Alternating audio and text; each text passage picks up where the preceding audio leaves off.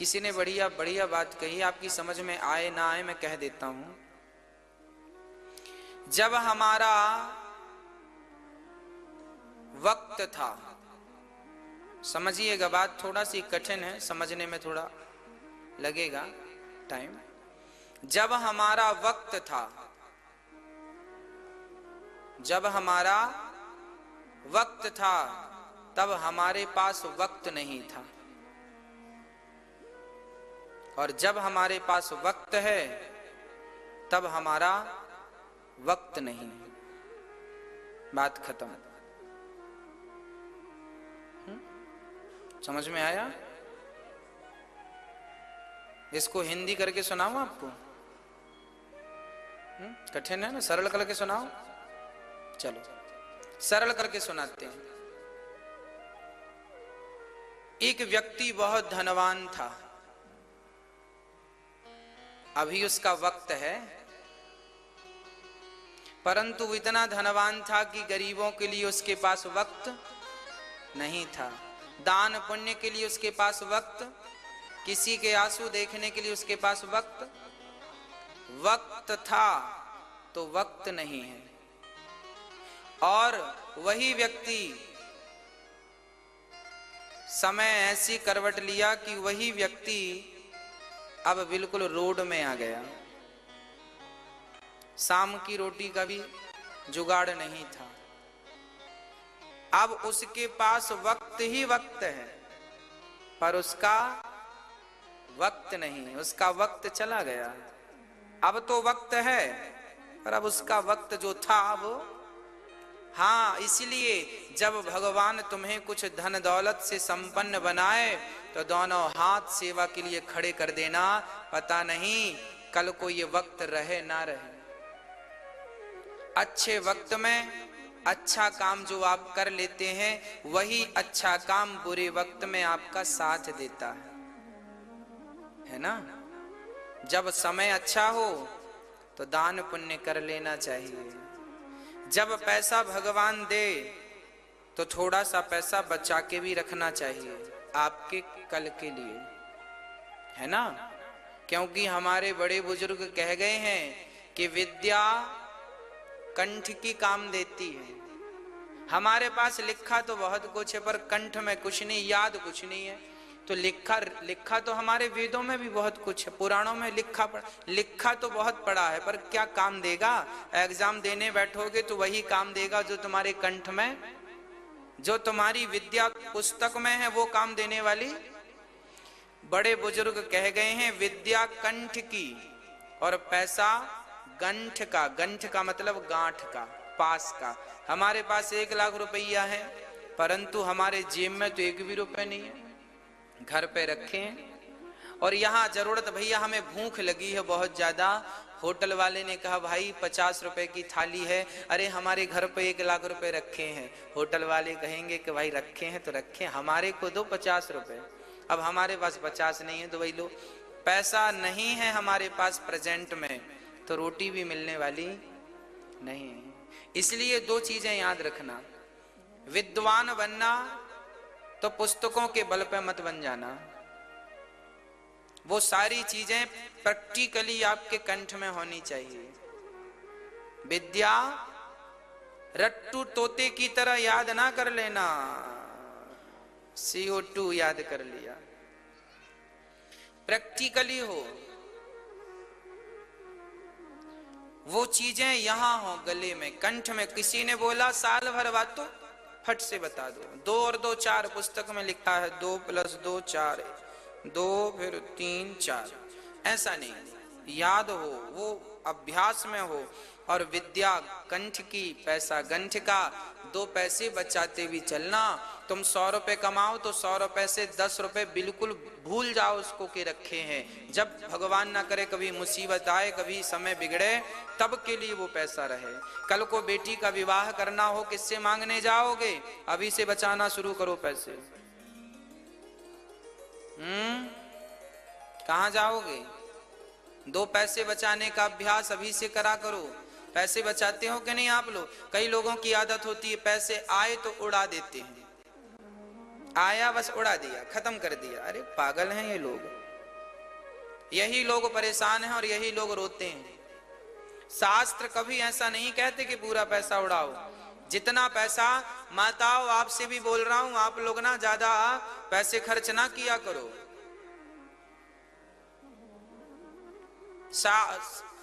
पति ने दिया है, जाओ 1000 रुपए की साड़ी लेके आओ, तो 800 की लाओ, 200 बचा लो।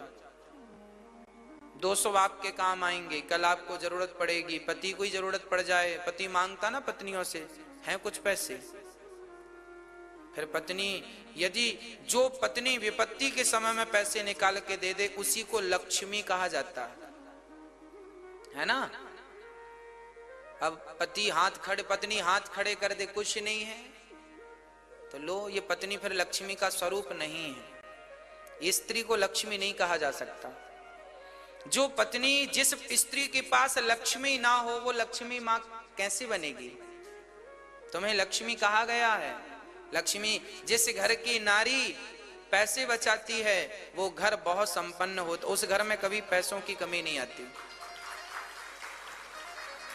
और जो नारी जरूरत से ज्यादा खर्चा करती है, उस घर में कभी लक्ष्मी माता ठहरती नहीं है।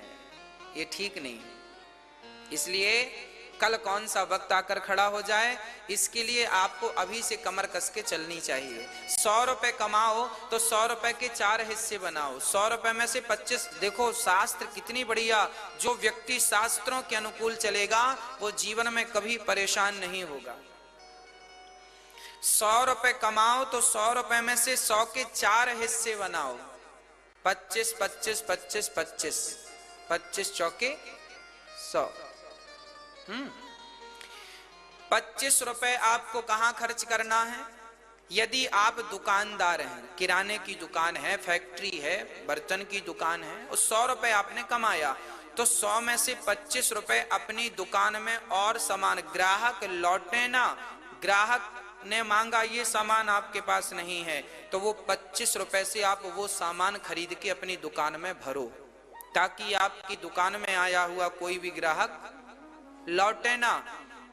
हर दुकानदारों को इस बात का विशेष ध्यान देना चाहिए कि ग्राहक लौटने नहीं चाहिए।